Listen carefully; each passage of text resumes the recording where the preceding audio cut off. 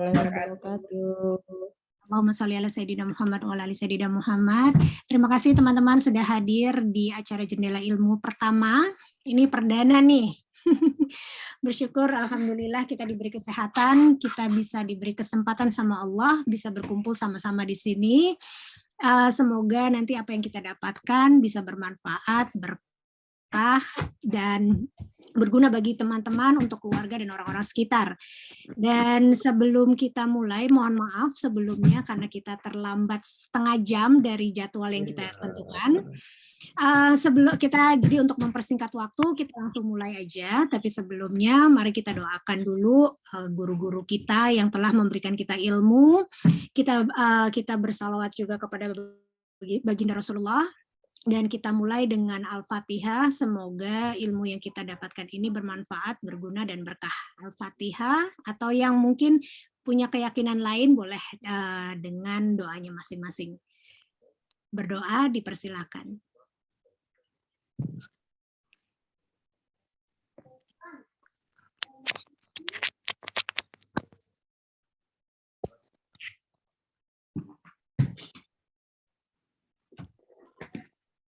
Oke, alhamdulillah. Baik, bersyukur dan beruntung banget nih kita bisa bakalan mendengar ilmu yang luar biasa dari Coach Hari. Dan hari ini kita bertemakan The Art of Influencing. Pastinya ini akan berguna banget dalam kehidupan sehari-hari. So, sebelum saya memperkenankan untuk Coach Hari sharing, saya bacakan sedikit profil dari Coach Hari. Coach Hari adalah seorang karyawan BUMN. Beliau juga profesional career coach, entrepreneur, counselor, dan juga book author. Dan Coach Hari ini adalah founder dari Yayasan 50.000 Peduli, Relawan Indonesia Mandiri, Gerakan Berbagi Kebahagiaan, Hafasah Academy, kemudian founder dari Cerita Sahabat atau CIS, dan juga founder dari karaktergo.id. Tanpa berpanjang lebar, untuk mempersingkat waktu, saya persilakan Coach Hari untuk sharing ilmu. Silakan Coach Hari. Thank you, Kak. Saya Kak. Assalamualaikum warahmatullahi wabarakatuh. Waalaikumsalam warahmatullahi wabarakatuh. Terima kasih Sobat CGID yang sudah berkenan meluangkan waktunya pada sore hari ini. Tadi udah dijelaskan ya sekilas tentang saya dan founder beberapa komunitas. Langsung saja, mengambil keuntungan dari setiap kesempatan untuk berlatih keterampilan komunikasi Anda. Jadi mengambil keuntungan dari setiap kesempatan untuk berlatih keterampilan komunikasi Anda, sehingga ketika acara-acara penting, Anda akan memiliki karunia, gaya, ketajaman, kejelasan, dan emosi yang mempengaruhi orang lain. Jadi keyword dari sini adalah mengambil keuntungan dari setiap kesempatan, yang dimana setiap kesempatan tersebut itu digunakan untuk berlatih keterampilan komunikasi. Sama halnya ketika kita berada di Zoom ini ya, Zoom ini merupakan salah satu wadah tempat kita berlatih untuk komunikasi, yang dimana sesuai dengan tema kita kali ini adalah The Art of Influencing. Jadi bagaimana sih sini dalam mempengaruhi orang lain? Banyak orang yang menginginkan ketika saya komunikasi, saya berharap itu dapat tersampaikan ya, atau dapat diikuti oleh si penerima pesan. Oke, yang pertama adalah why. Kenapa sih orang-orang harus mendengar apa yang kita sampaikan? Dan sebelum itu kita masuk ke pengertian pengaruh ya. Dalam Kamus Besar Bahasa Indonesia, pengaruh adalah daya yang ada atau timbul dari sesuatu, baik orang maupun benda, yang ikut membentuk watak, kepercayaan, atau perbuatan seseorang. Jadi ada sesuatu yang ikut membentuk nih, baik itu watak, kepercayaan, atau perbuatan seseorang. Jadi untuk pengaruh sendiri ini contohnya ada dua orang nih, si A dan si B. Si A ketika ngomong ingin mempengaruhi si B, otomatis ada sesuatu yang si A berharap si B ikut berdasarkan apa yang disampaikan oleh si B. Apa yang disampaikan oleh si A, si B ikut. Dan mengapa sih kita harus mempengaruhi orang lain? Yang pertama, pastinya tujuannya ingin mengarahkan ya. Jadi apa yang kita harapkan, mereka ikut, termasuk ingin dengarkan dan ingin mencapai tujuan tertentu. Sebagai seorang sales, sebagai seorang yang contohnya teacher ya, atau guru, pasti dia ingin dengarkan, ingin mempengaruhi anak-anaknya agar apa yang dia sampaikan itu ngikut. Nah, atau kayak kita di online shop ya, kebetulan saya ada bergerak di UMKM juga. Ketika kita ingin menjual sesuatu, kita berharap ketika kita ngomong sama si customer, customer ikut nih, customer dengar apa yang kita sampaikan. Tidak ada kemarahan yang begitu berpengaruh seperti pengaruh dari teladan yang baik. Jadi kunci dari pengaruh itu adalah memberikan contoh. Jadi bukan hanya sekedar ngomong, tapi apapun yang kita lakukan itu kita udah ngelakuin terlebih dahulu. Itu kata cutnya Din. Kemudian apa yang diharapkan dari sesi kali ini? Mempengaruhi orang lain, the art of influencing, dan ini manfaatnya. Yang pertama, tujuan yang kita inginkan tercapai. Kemudian setelah kita mempengaruhi orang lain, kita bisa mudah berkolaborasi nih. Karena ketika kita ingin berdiskusi sama orang, ternyata kita bisa mempengaruhi dia, kita pun artinya udah ngerti kan, kita berada di posisi mana, sehingga mudah untuk berkolaborasi dan bisa saling melengkapi satu sama lain dengan orang-orang yang kita pengaruhi. Sesuatu yang terjadi karena getaran dari dalam diri akan selalu lebih efektif daripada pengaruh dari luar. Jadi kadang-kala kita ingin mempengaruhi seseorang, tapi balik lagi, apapun pengaruh yang kita berikan, itu kembali ke hati yang bersangkutan. Makanya kuncinya adalah jangan pernah pengaruhi orang berdasarkan sesuatu yang dari luar, tapi lebih nyentuh ke hatinya dia. Nanti ada beberapa contoh ya, kita akan sharing terkait bagaimana sih seni dalam mempengaruhi orang lain. Dan bagaimana sih caranya untuk mempengaruhi orang lain? Ini adalah tips untuk mempengaruhi orang lain. Yang pertama, kita harus kenali dulu siapa diri kita. Kalau kita nggak kenali siapa diri kita, gimana caranya kita mau mempengaruhi orang lain? Yang kedua adalah mengontrol diri kita. Jadi setelah saya tahu siapa diri saya harus kontrol siapa diri saya. Dan yang ketiga baru memahami orang lain. Ketiga item ini kita gabungkan jadi satu.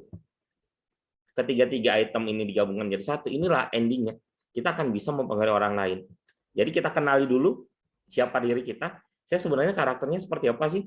Setelah saya tahu siapa saya baru bisa kontrol. Baru saya bisa pahami orang lain. Saya baru bisa pahami lingkungan. Endingnya baru bisa pengaruhi orang lain. Saya analogikan seperti ini. Ketika saya naik mengendarai sebuah motor, suka nggak suka, mau nggak mau saya harus tahu dulu dong tombol-tombolnya yang mana. Ketika saya udah tahu tombol-tombolnya yang mana, saya bisa ngontrol motor tersebut. Oh, saya mau bawa ke kiri, ke kanan, berdasarkan jalan yang sudah ada ya. Termasuk kita bisa memahami orang lain, kita bisa memahami lingkungan. Oh, ternyata di jalan ini, jalannya itu cuma batas kiri kanan. Oh, ternyata jalan ini jalan buntu. Nah, sama halnya dengan diri ini, ketika kita tahu siapa saya, oh kekuatan saya di sini, kelemahan saya di sini, akhirnya saya bisa ngontrol diri. Akhirnya saya bisa memahami orang lain dan endingnya bisa mempengaruhi orang lain. Dan apa sih yang seni dalam mempengaruhi orang lain? Jadi saya menganalogikan sebagai tukang bangunan nih. Nah, kadangkala tukang bangunan kita lihat kan alatnya komplit tuh. Dia bawa palu, bawa obeng, bawa macam-macam lah kunci-kuncinya.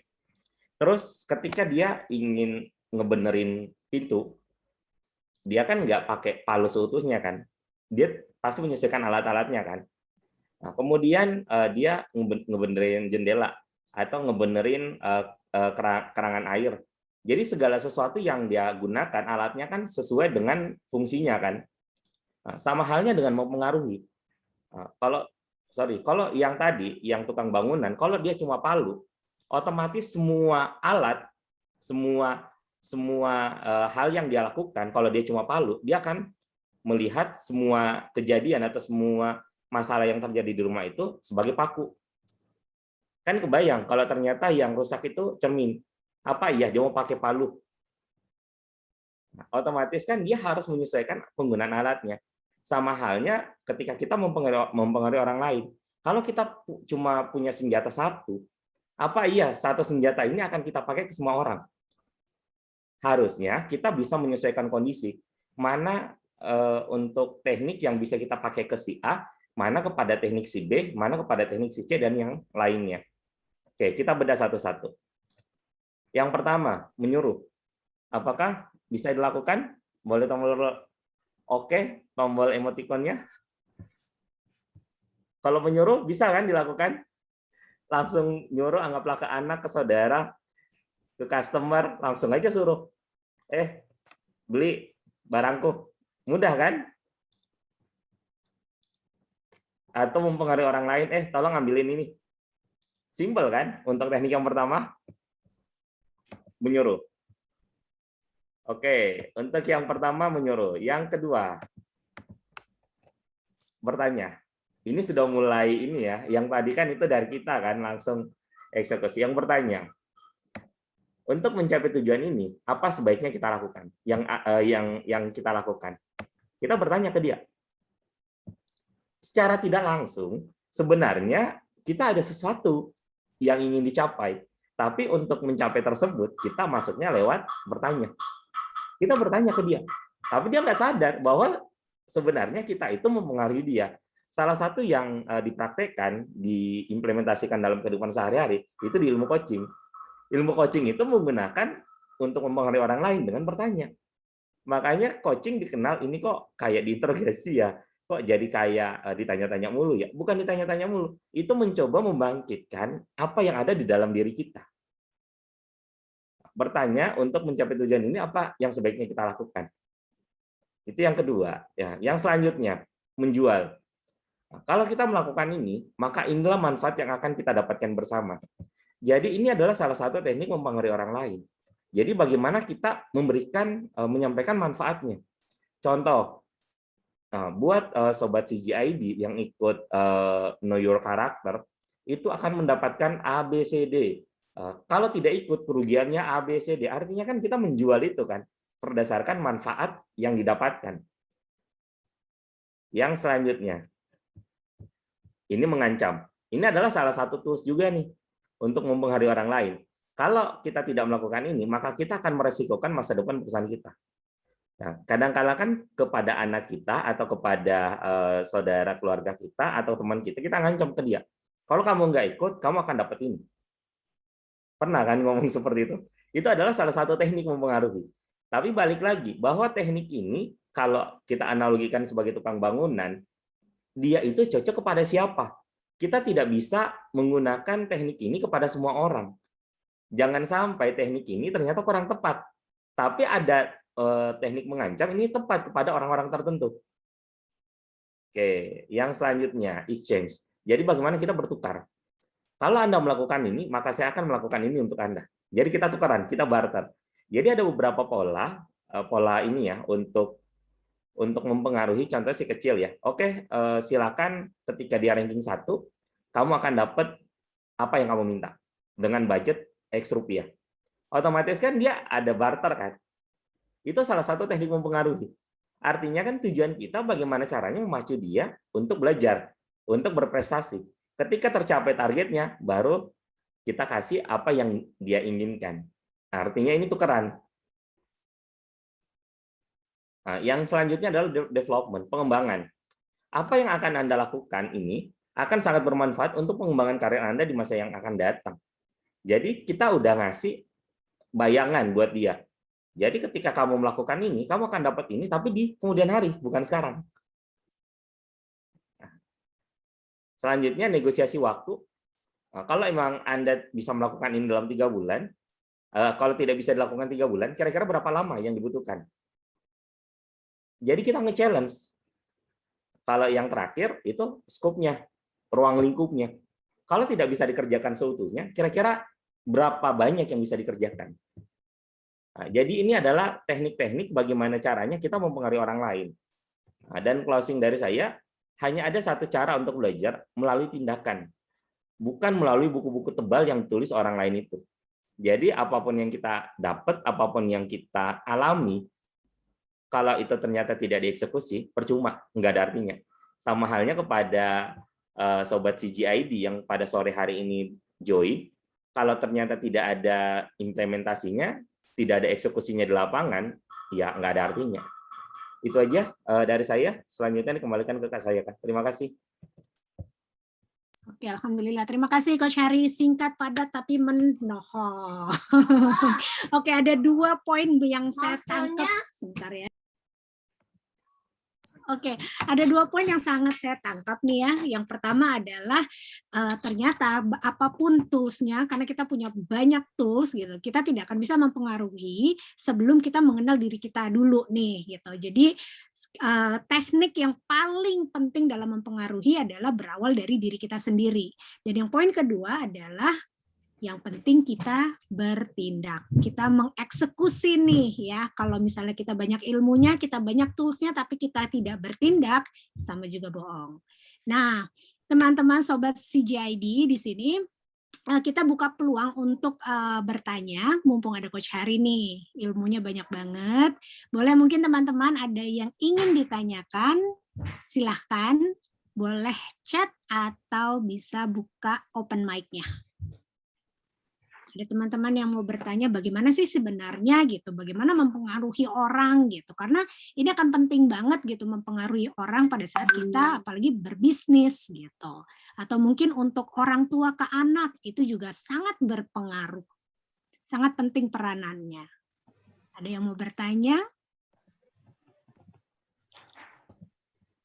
Dari Kak Teresia Lingga, bagaimana sih tips mengenali teknik yang cocok? Silakan Coach Harry. Thank you. Jadi untuk mengenali teknik yang cocok, ini utamanya, teknik yang cocok ini kita ngecek dulu yang cocok buat siapa? Buat anak, buat orang tua, buat customer, atau boleh open mic? Kak Teresia? Ya, sore Coach. Sore. Untuk ini, yang paling susah apa ya Coach? Untuk yang paling susah deh Coach pokoknya. Oke. Paling susah apa ya? Customer Ya, apa? Menurut Coach yang paling susah itu siapa, Coach? Yang paling susah itu customer. Ah ya itu kalau gitu. Oke, customer kan tahu sendiri ya, kita sebagai entrepreneur, kita sebagai yang pelaku UMKM, salah satu challenge-nya kita adalah closing-nya. Bagaimana orang itu beli apa yang kita punya. Ya, salah satu teknik yang bisa dipakai, saya balik lagi ke materi.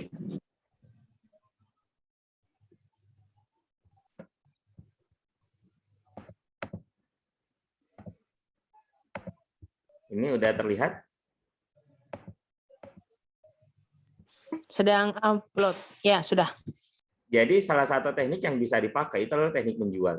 Jadi ketika kita sebagai pelaku UMKM, itu jangan langsung ujuk-ujuk ngomong, beli dong produkku. Harusnya kita harus menjelaskan manfaat yang kita jual ini apa. Karena ketika orang tahu manfaatnya apa, dia akan lebih tertarik. Ketimbang kita langsung todong, yang saya jual ini. Nah, dan di sisi lain, kita harus bisa ada bahasa ke mereka adalah yang membedakan kita dengan yang lain. Contoh, Mbak Teresia dagang sembako. Ternyata Mbak Teresia dagang sembako. Sembako kan tahu sendiri lah ya, udah ada di seluruh pojok, mau di perumahan, mau di luar sana, udah banyak banget. Pertanyaannya, kenapa saya harus mengambil sembako ke Mbak Teresia? Itu yang harus dijawab. Artinya kan ada sesuatu yang membedakan kita dengan yang lain. Sehingga orang-orang harus memilih Mbak Teresia, sehingga orang-orang itu lebih nyaman ke Mbak Teresia ketimbang yang lain. Apa manfaatnya, apa nilai lebihnya, sehingga orang-orang harus memilih ke Mbak Teresia. Seperti itu. Semoga terjawab ya.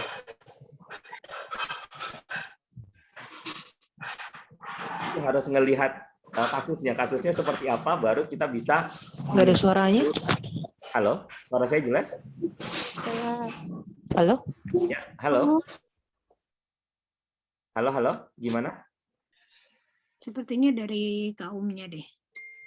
Mbak Teresia tadi. Mbak Teresia, monitor?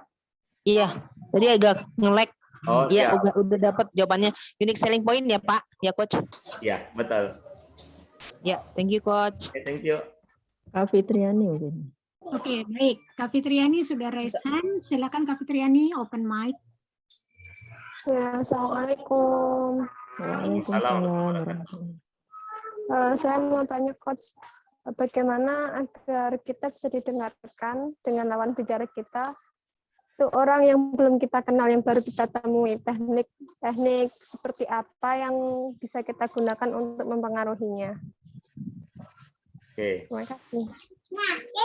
pertanyaan yang bagus ya. Untuk teknik mempengaruhi orang lain. Untuk yang pertama, jadi terkait dengan ini orang-orang baru ya, orang baru kita kenal. Jangan ketika kita sebagai pelaku UMKM, ini posisinya sebagai apa dulu nih? Apakah sebagai teman, atau sebagai penjual, atau sebagai apa? Sebagai penjual dan sebagai teman. Kita sebagai teman dulu deh kalau gitu. Kalau sebagai teman, kita orang baru nih. Orang baru kadang-kala ketika ketemu dengan orang baru, kan sama-sama orang baru ya, Mbak Fitriani dengan temennya, otomatis kan sama-sama orang baru kan. Ketika ketemu sama orang baru, idealnya ada resistensi nih, utamanya untuk area-area yang tertentu ya. Jadi simpelnya gini, ketika Mbak Fitriani, boleh ini open mic ya, Mbak Fitriani apa kabar? Iya, ini maaf lagi sambil nenek nih. Oh iya. Anak bangun. Siap. Jadi itu bisa melalui pendekatan 5K ya. Jadi ketika orang baru, ini baik sebagai pedagang maupun sebagai teman, kita bisa melalui pendekatan melalui 5K. 1, kenalan, 2, kota asal, 3, kerjaan, 4, kegemaran, 5, keluarga. Jadi kita bisa bertanya dari kelima aspek itu. Salah satunya aja. Jadi contoh, Mbak Fitriani asalnya dari mana? Pati Coach. Oke. Kebetulan saya tidak terlalu paham masalah Pati, saya loncat ke yang berikutnya. Jadi ketika di awal, ketika kita kota asal enggak clear, kita loncat. Yang kedua, kegemaran. Kerjaan dulu deh. Mbak Fitriani kerjanya apa sehari-hari? Ibu rumah tangga, Coach. Oke, selain itu apa ininya, Bu? SR12. Oke, salah satu bisnis ya. Ya. Oke. Di bisnis itu ternyata kan bukan hal yang mudah ya, tapi dinamikanya luar biasa, dan ketika itu closing, ketika itu terjual, rasanya itu sesuatu. Gimana menurut Bu Fitriani? Betul, Coach. Oke. Tapi penuh perjuangan kalau closing itu. Tapi ketika itu laku, itu rasanya sesuatu ya. Karena kan dari kita sendiri yang bisa menghasilkan uang. Gimana menurut Bu Fitriani? Setuju, Coach. Oke. Kalau keluarga, Bu Fitriani ada berapa, Bu? Anak?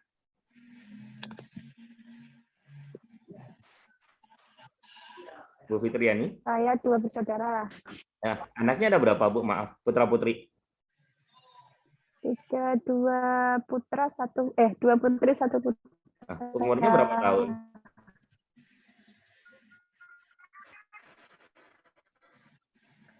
Yang pertama 5 Kemudian? tahun, yang kedua 4 tahun, yang ketiga baru 1 tahun 5 bulan. Oke. Jadi kebetulan saya juga punya anak balita. Jadi ketika anak balita kan kita bisa banyak belajar tuh dari anak balita. Ya, salah satunya kesabaran. 5, 4, dan 1 tahun. Iya. Kebetulan saya punya anak yang paling kecil itu umurnya 2,5 tahun. Nah, salah satu kita bisa belajar dari anak balita itu adalah kesabaran ya, Bu. Gimana menurut Bu Fitriani? Ya, anak kecil kan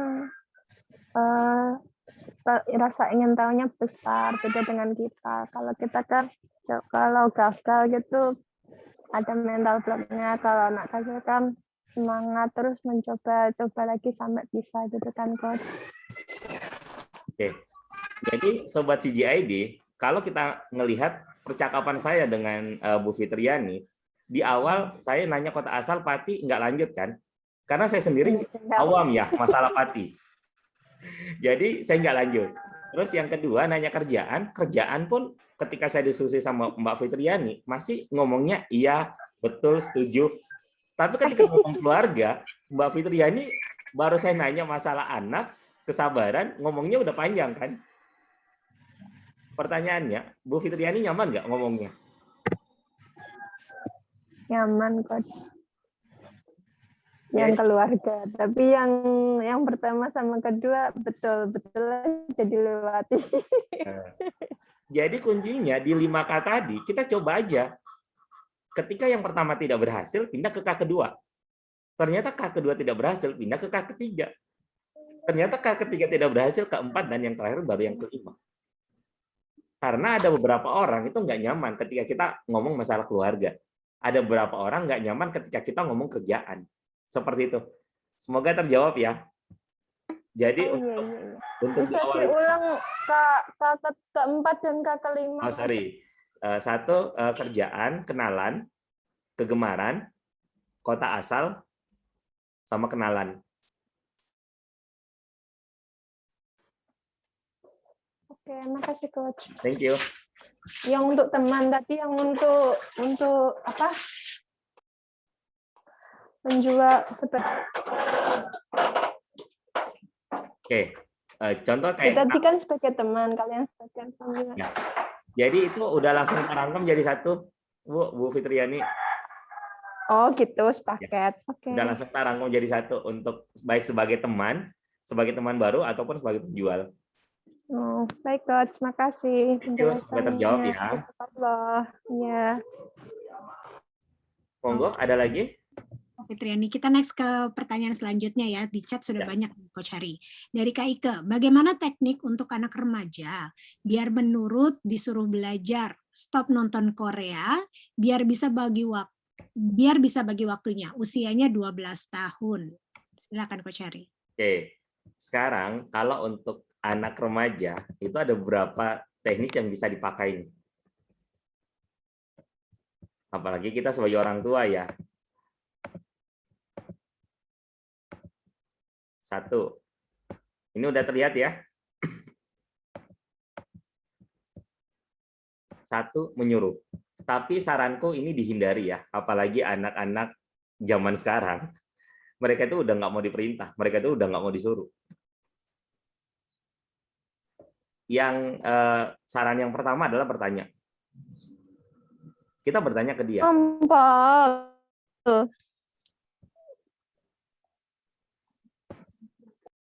Oke, untuk yang pertama kita bertanya ke si anak, kira-kira untuk mencapai atau untuk menjadi orang sukses di kemudian hari, apa yang harus diinvestasikan atau apa yang harus dilakukan saat ini? Itu adalah salah satu pertanyaan kita ke si anak.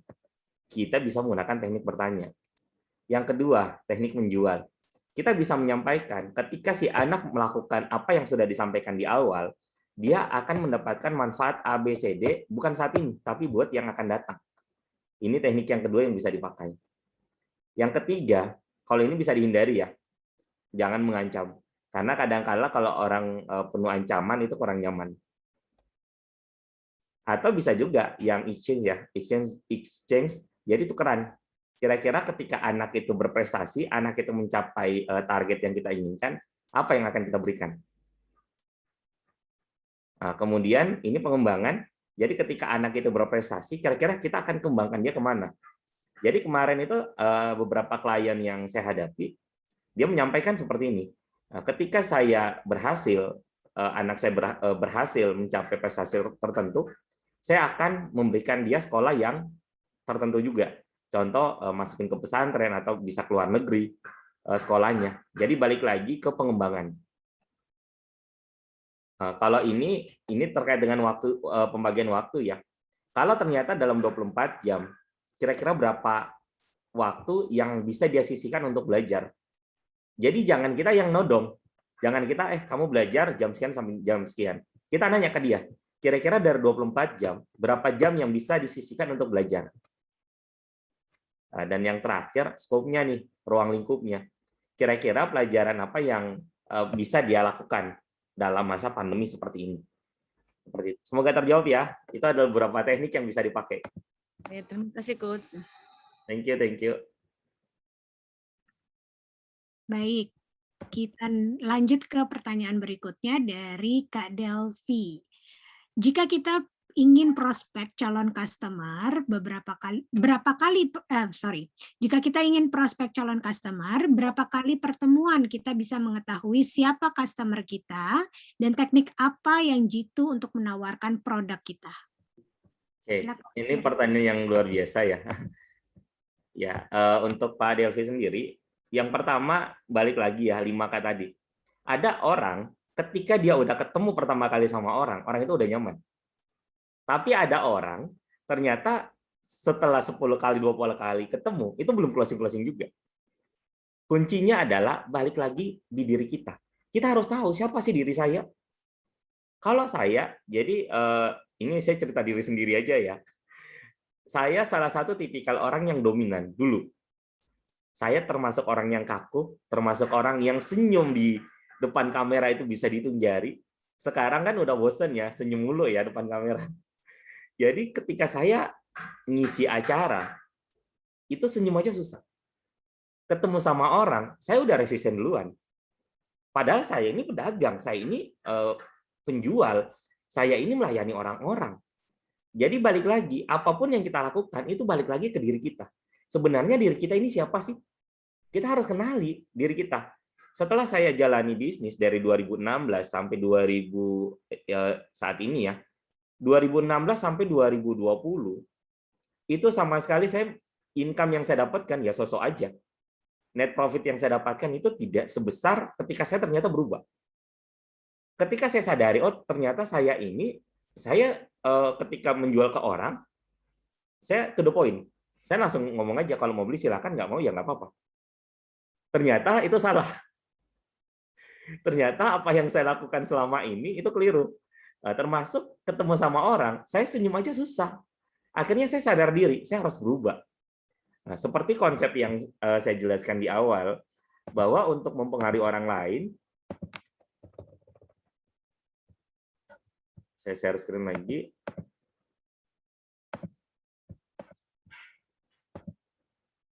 Ini kuncinya ada di sini.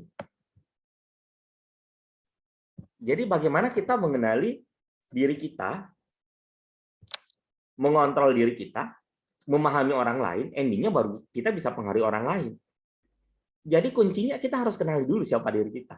Jadi kalau ditanya berapa kali nih ketemu sama customer, baru bisa closing. Ada orang yang baru sekali ketemu, langsung closing. Ada orang yang 20-30 kali ketemu, itu belum closing. Karena sebenarnya ketika kita jualan, ketika kita melayani, artinya kan kita memberikan solusi kepada mereka. Kuncinya di situ adalah kita membantu mereka agar menyelesaikan masalahnya. Ketika kita datang dan tidak membawa solusi, ya siap-siap aja. 1000 kali kita datang pun dia tidak akan nyaman dengan kita. Jadi kalau ditanya berapa kali baru bisa closing, itu tergantung ke orangnya ya, balik ke pribadinya lagi. Dan kuncinya kita harus kenali siapa diri kita. Nah, kebetulan dari kawan karakter Go itu ada tools yang digunakan sehingga kita bisa kenali siapa diri kita. Mungkin Bu Ina bisa sharing setelah tahu karakternya seperti apa, terus next-nya seperti apa? Baik, Coach. Awalnya saya Ya, dominan. Setelah banyak mengetahui customer, memang harus lebih pada tipe steady atau lebih kalem lagi ya, memahami karakter masing-masing customer. Begitu, Coach. Siap. Sejauh ini. Jadi manfaat Bu Ina tahu karakter Bu Ina seperti apa, Bu? Manfaat ya, jadi lebih mengenal sendiri apa karakter kita untuk dapat mempengaruhi customer kita. Oke. Jadi intinya bahwa apa yang dilakukan oleh teman-teman karakter Go ini sangat bermanfaat buat Bu Ina ke depannya ya. Pastinya, Coach. Insya Allah. Oke, thank you. Ya, sama-sama. Bu Ika udah tes karakter juga? Itu Ya. masih mute? Ya. Udah. Oke, gimana rasanya setelah tahu karakternya? Ya berusaha untuk memperbaiki diri ya Coach, cuman masih masih harus pelan-pelan. Siap. Apa yang Bu Ika rasakan manfaatnya? berarti oh ya jadi lebih mengetahui ya, oh ya yang memang benar saya ini emang enaknya di zona nyaman, sedangkan itu nggak bisa. Zona nyaman itu memang harus keluar untuk bisa sukses ya. Itu yang masih harus belajar terus belajar. Ya. Jadi nanti buat sobat CGID yang pengen tahu karakternya lebih detail, itu nanti bisa kontak ke Coach Sayaka ya. Nanti Coach Sayaka akan tulis nomor telepon. Silakan hubungi Coach Sayaka untuk lebih lanjut. Oke, kita lanjut. Coach Semoga boleh tanya bermanfaat satu ya. lagi nggak, Coach? Oh iya, boleh. Boleh, Kak? Sorry, sebelum lanjut, teknik yang menawarkan produk, ini balik lagi ke tipikalnya ya.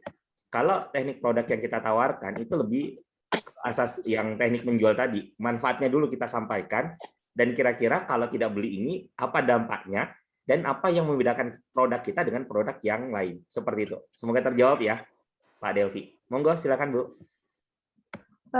Kalau mempengaruhi di dunia maya kan bisa masuk ke copywriting ya, Coach ya. Nah, kalau copywriting itu apakah semua teknik itu bisa digabungkan jadi satu supaya copywriting-nya bagus itu, atau ada teknik-teknik tertentu saja yang digunakan? Mohon pencerahannya, Coach. Terima kasih. Ya, thank you. Jadi kalau sekarang itu bisa lebih dari satu teknik. Jadi kalau yang namanya tulisan kan itu terkadang apa yang saya baca dan apa si B, si C baca itu bisa berbeda. Jadi kalau yang tulisan, sebanyak-banyaknya informasi atau pesan yang kita sampaikan, itu informasi manfaat dan pembeda kita dengan yang lain. Kalau hanya sekedar manfaat aja, terus tidak ada pembeda, ya manfaat ini kan saya beli di tempat lain pun sama. Saya bisa mendapatkan manfaat itu. Tapi yang membedakan kita dengan yang lain apa? Contoh, ketika saya menjual sesuatu ke orang-orang, saya selalu ngomong, ketika tidak puas, uang akan kembali 100%, atau tidak usah bayar deh. Ketika ada komplain ke saya ganti barangnya. Kalau emang itu kesalahan dari saya. Seperti itu. Semoga terjawab ya, Bu Fitriani. Oh ya, terima kasih, Coach. Next ada Kak Teresia Lingga lagi nih, Coach Hari yang raise hand. Silakan Kak Teresia. Iya, Coach. Mbak, sorry nggak bisa buka kamera ya. Lagi berantakan banget. Ya, Coach, saya juga dominan.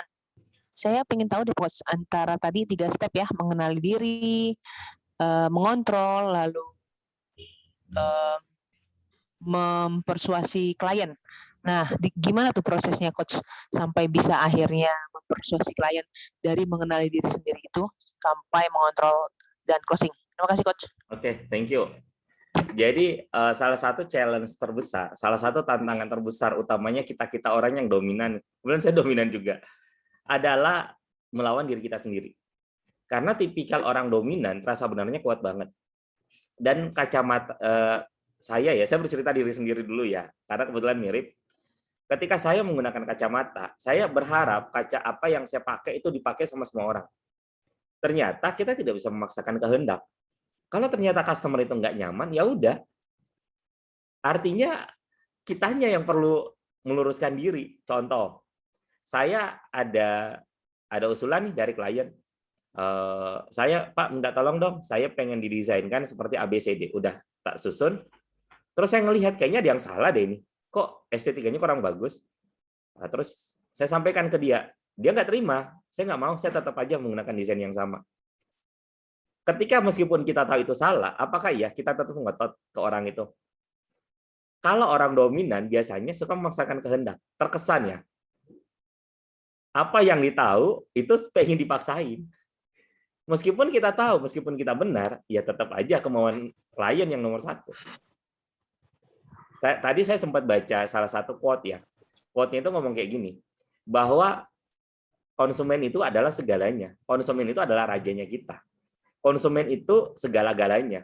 Karena konsumen itu bisa meruntuhkan seluruhnya ya, mulai dari level bawah sampai level atas. Saya sempat mikir kan, apa iya gara-gara customer kita bisa runtuh? Pas saya cek, iya, ternyata customer itu dia pindahkan segala pembeliannya ke orang lain. Artinya kan kita nggak ada income apa-apa. Ketika nggak dapat income apa-apa, gimana mau jalanin operasional?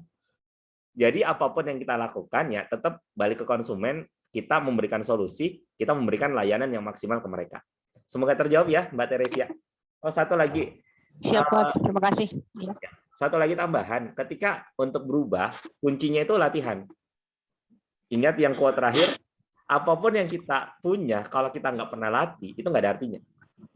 Harus banyak latihan, harus banyak trial. Salah satu bentuk latihan, kayak sekarang, Mbak Teresia udah berani nih, buka open mic kan, karena tidak semua orang berani ngomong.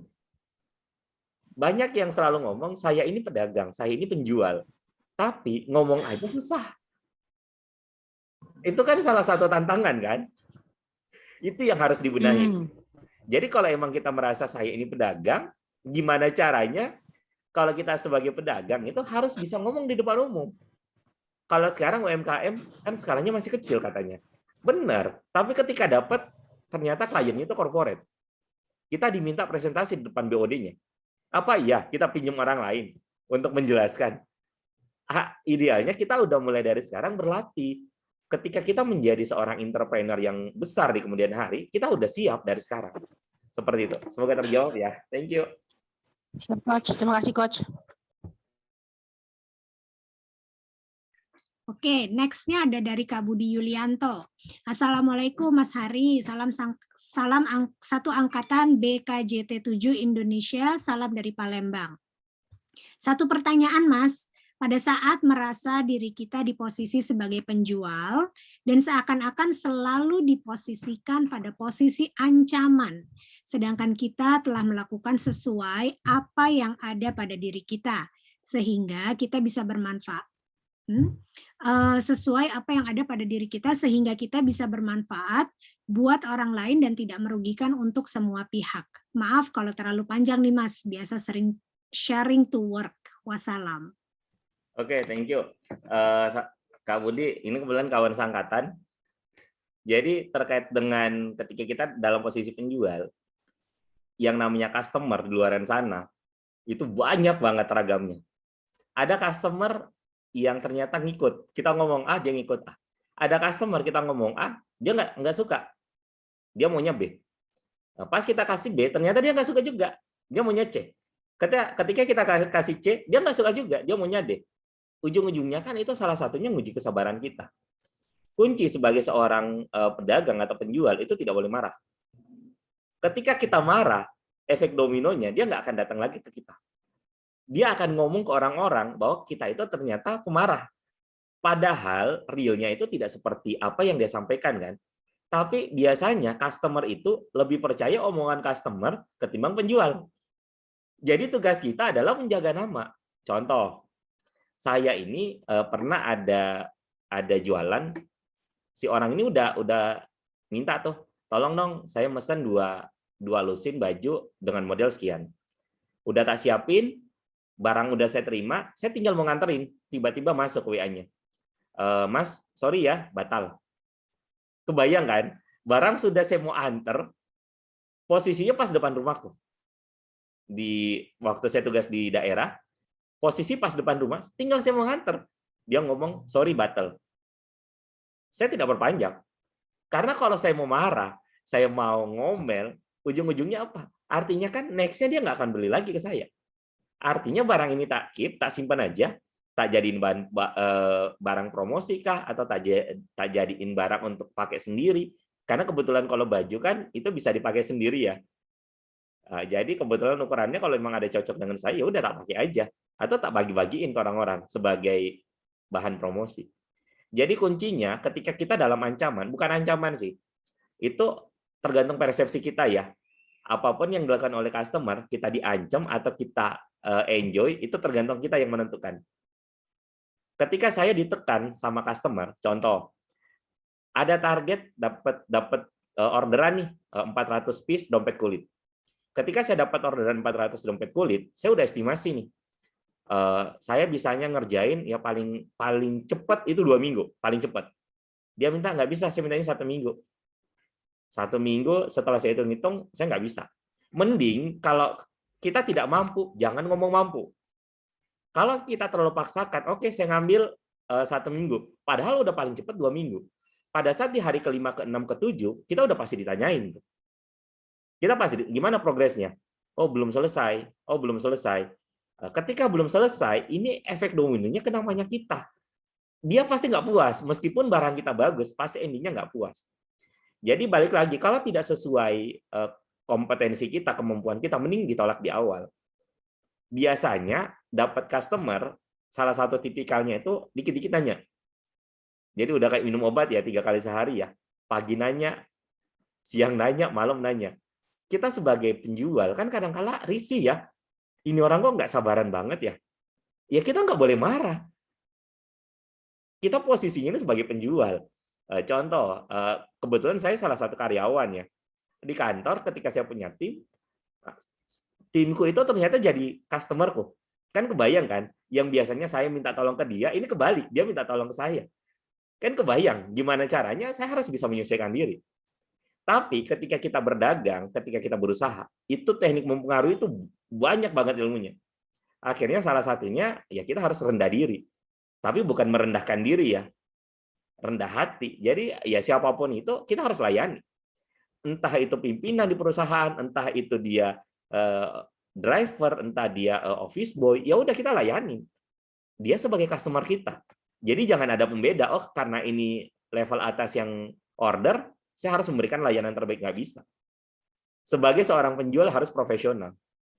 Semua orang level jabatan di kantor itu kan hanya ini ya, hanya sementara ya. Ketika dia pensiun, ya tetap aja layanannya harus equal treatment antara satu dengan yang lain. Semoga terjawab, Kak Budi. Iya tuh. Baik, terima kasih Kak Budi pertanyaannya. Satu pertanyaan terakhir mungkin ya Coach Hari dari Kak Weni Siswanti. Kalau keseringan diancam sama konsumen, apa yang harus kita lakukan? Kesabaran kan ada batasnya, Coach. Oke, terima kasih Bu Weni. Terkait dengan kesabaran ada batasnya. Balik lagi, kesabaran ada batas itu tergantung persepsi kita. Tergantung persepsi ya. Kita mau sabar, tidak sabar, mau marah, tidak marah, itu tergantung kita. Dan ingat, respon kita itu akan menentukan respon orang lain selanjutnya. Dan semuanya itu tergantung kontrol dari kita. Tak kasih contoh kasus nih. Di rumah ada anjing dengan ada anak kecil. Berharap si bapaknya ini keluar berburu, si kecil dijaga sama si anjing. Pas bapaknya balik, tahu-taunya si anjing itu udah penuh darah. Si anjing ini nunggu di teras sendiri, dia udah ngelihat kok ngapain ini si anjing penuh dengan darah. Bapaknya udah langsung naik pitam, udah langsung nembak sana sini, si anjingnya mati.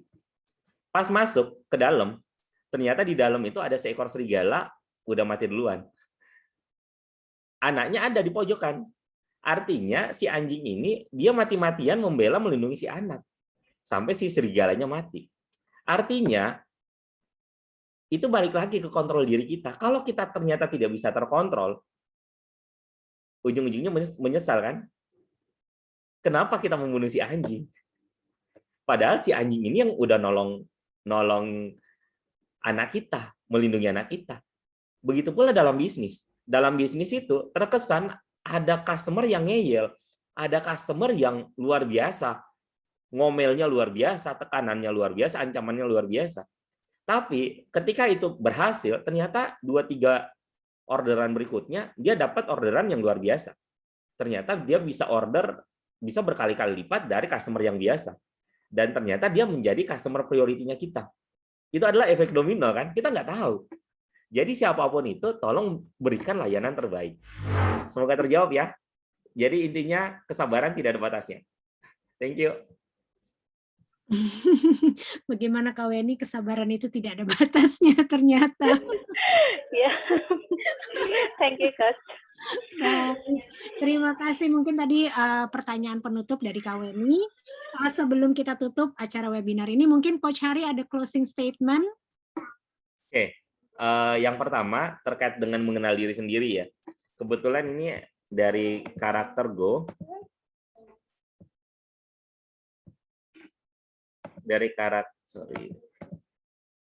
dari karakter Go sendiri, ini adalah salah satu, mana dia?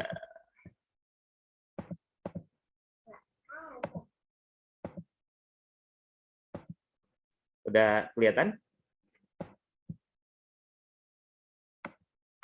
Ini karakter Go, ada program promo. Jadi kalau Sobat CGID pengen kenali siapa dirinya lebih dalam, itu biayanya hanya 120-200, bisa konfirmasi langsung ke Kak saya, Kak.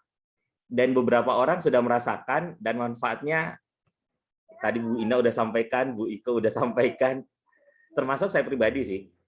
Ketika saya tahu siapa diri saya lebih enak kontrolnya. Dan perubahannya itu balik lagi, kita mau berubah atau tidak, balik lagi ke diri kita. Termasuk mempengaruhi orang lain. Gimana caranya kita mau pengaruhi orang lain kalau kita sendiri nggak tahu siapa diri kita? Kan jadi aneh kan? Kita pengen pengaruhi orang, tapi kita nggak kenali siapa diri kita. Jadi kuncinya untuk mempengaruhi orang lain, kita harus menggunakan tools yang sesuai, tools yang emang tepat pada penggunaannya. Dan sebelum menggunakan tools itu, kita harus tahu dulu siapa diri kita. Itu aja, Kak. Dari saya, mohon maaf jika ada salah kata. Terima kasih udah ngikut sampai 5:30 ya. Wassalamualaikum warahmatullahi wabarakatuh. Waalaikumsalam warahmatullahi wabarakatuh. Oke. Waalaikumsalam warahmatullahi wabarakatuh. Terima kasih Coach Hari atas sharing ilmunya. Masya Allah bermanfaat dan semoga teman-teman juga bisa mendapatkan manfaatnya ya. Amin. Oke. Itu tadi closing statement dari Coach Hari, dan karena memang waktunya juga mau maghrib ya kalau di sana, sementara di Jepang sudah maghrib. Kita akan jendela ilmu ini akan dilakukan secara rutin di setiap hari Minggu pukul 4 sampai dengan 5. So, teman-teman nantikan topik-topik berikutnya dan juga jangan lupa untuk datang. Kemudian kalau yang berminat untuk mengetahui siapa sih dirinya gitu ya, untuk bisa lebih mempengaruhi orang lain, silakan kontak ke saya. Saya sudah kasih nomor teleponnya ada di chat. Dan itu saja dari kami.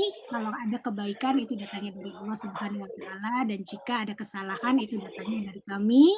Mohon maaf lahir dan batin. Wassalamualaikum warahmatullahi wabarakatuh. Waalaikumsalam. Waalaikumsalam warahmatullahi wabarakatuh.